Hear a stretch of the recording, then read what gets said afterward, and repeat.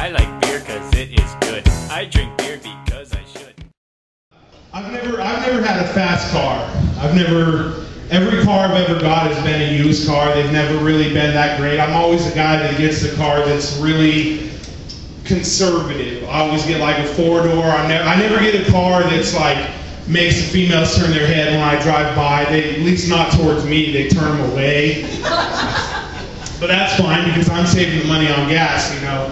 Not getting the pussy that you're getting, but hey, my wallet feels a little bit better than yours does. So, you know how it is, even though you may not have the fastest car, the best car, every time you first get a car, no matter used, no matter what it looks like, whatever, you always feel like it is the best car that anybody has ever seen, ever. And it never fails, at least for me, whenever I get a car like that, any car, like I said, I pull up to a red light and there's a car sitting next to me and I always am like, we're gonna race.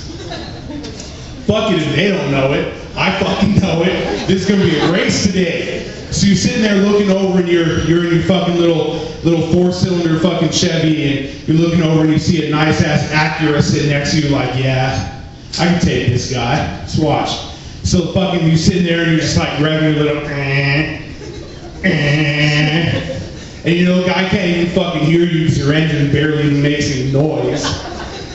You don't care, you just go for it anyway. So the light turns green and you punch it. Take off of that fucking 4-cylinder.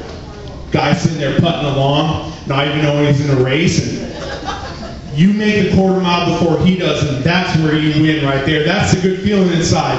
Because then you go home and you brag to your buddies like, yeah man, you should have fucking seen me today with my car. I totally beat this Acura Integra dude. It was my little 4-cylinder. Like, really? Yeah, it was an unannounced race. He didn't know he was racing, but I still won. And that's what matters. So then, walking home with some friends one day, and they're like, hey man, did you guys notice Amber today? She was looking pretty fucking good, right? God, I don't understand these feelings. Everything's so confusing and shit, right? But God, she was so pretty in the way that she like wore that skirt. Well, I'm like, well, yeah, man, I noticed, like, you guys fucking seen Amber lives right down the street from me, and, man, has anybody ever fucking noticed her lawn? Like, goddamn, she has a fucking beautiful lawn, and the shit that I could do to that thing, man, like, the way it's edged, it's just so beautiful. So, God, all my other friends are sitting there dreaming about all their females and shit that you see at school, and I fucking wake up, because I've been having a dream about Home Depot and all the fucking edging and lawn tools I can goddamn buy. What the fuck is that all about? Beer is good. Beer is good. Let's go drink some. You know, I don't get too excited about Christmas because I grew up as a Jehovah's Witness.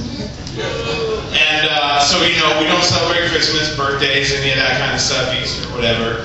So Christmas isn't really that big of a deal to me. And my stepdad was in the military, so we traveled around all the time. And when you're a little kid and you're a Jehovah's Witness, it's really hard to make friends, especially when you're the new guy at school, because that time of year always comes around when you're in elementary school and everything, and you guys always have the Christmas parties going on that your teacher would throw for you. And they didn't have anything about being politically correct back then like they did now. The teachers didn't care about being wrong with what they said, and it was blatantly obvious with every time the Christmas party came up because I couldn't attend them. And my mom would send a note with me and make sure to give it to my teacher so that they knew. So the Christmas party time would come and the teacher would be reading the list and say, okay, everybody, so Amy's mom brought some cupcakes for the Christmas party. Let's hear an applause for that. And little Timmy here, his mom made some cookies, and we have this little list here of people who can't attend the Christmas party. This list isn't very long, so great Baldonado, I'm sorry, you'll have to go out and sit in the hall because apparently your family hates Jesus and freedom. It's like, oh my God, this is my first day at this school. Jesus Christ, like, you called me out. I'm the only one ever on the list, and when you got called out there, you never got sent to the office for that. You always got sent into a desk that was right outside the door, and it was almost like an act of cruelty from the teacher. Like, okay, so you hate Christmas, but you know what? Fuck you, because this is the holidays, and so I'm gonna see you right outside the door, and you can hear all your, friends that you wish you could have having fun and eating cupcakes and cookies and shit, but you can't enjoy them at all. Yeah, you're just gonna sit out there and listen to it. And we're gonna make sure we're gonna sing our Christmas carols extra loud too. So I'm sitting outside the classroom at this desk, and I probably had homework or something that I fucking had to do. Everybody's in there throwing a party, singing Jingle Bells and shit, and I'm just crying like, oh, no friends this year at this school. Let's go drink some beer!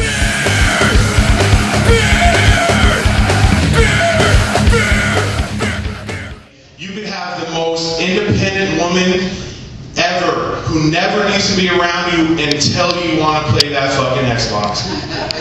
Then as soon as you turn that thing on, then she's like, oh my God, why don't we hang out?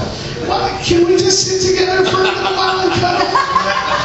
God damn it! I'm trying to play video games, so I do everything I can in that aspect to play video games. I have to sneak up late at night, get up early before she gets up and shit to try to play, and it makes it really hard. It almost makes you feel like you're cheating on your girlfriend whenever you try to get some time to play a video game, because here's how it is in my house with that.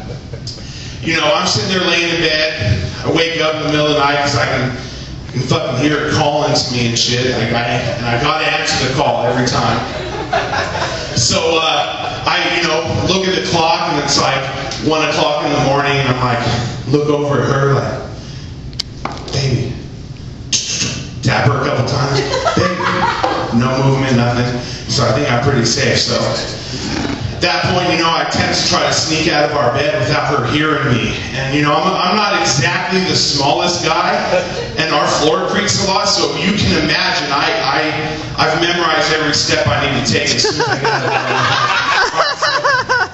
Number 7.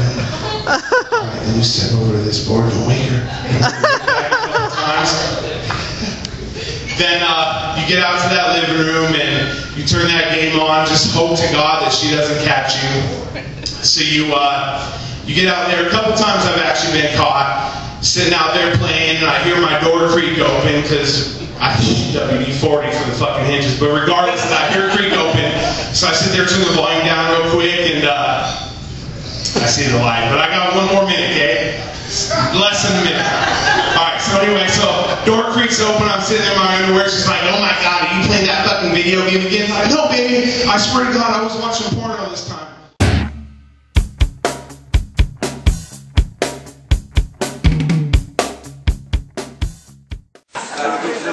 You guys ready for the next act? I think we got 3 more acts before we even bring up the headliner tonight. Are you guys ready for the next comic?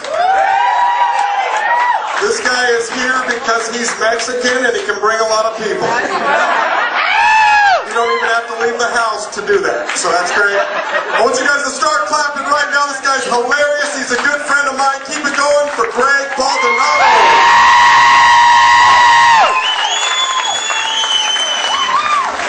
Woo! How's everybody doing tonight?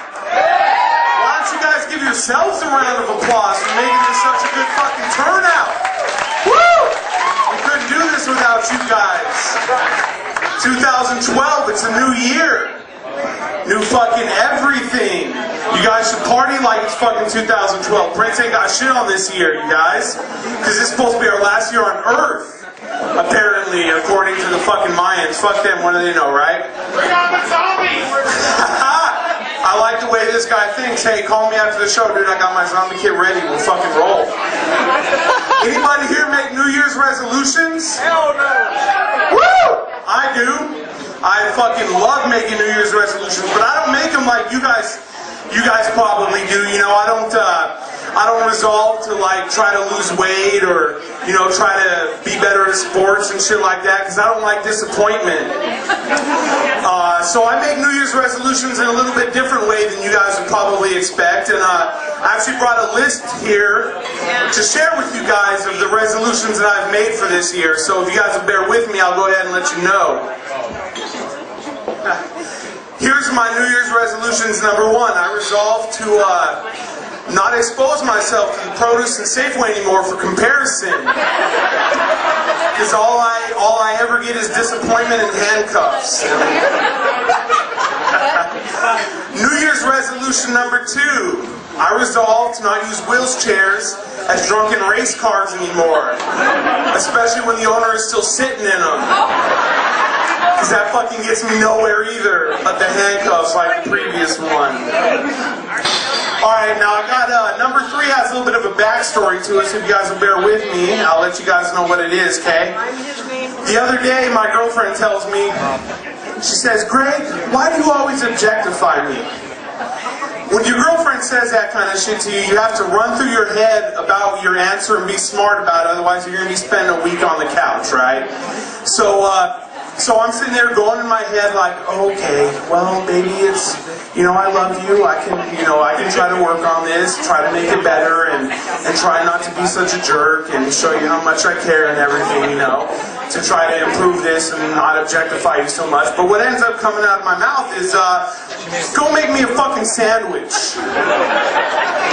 So, that being said, New Year's resolution number 3.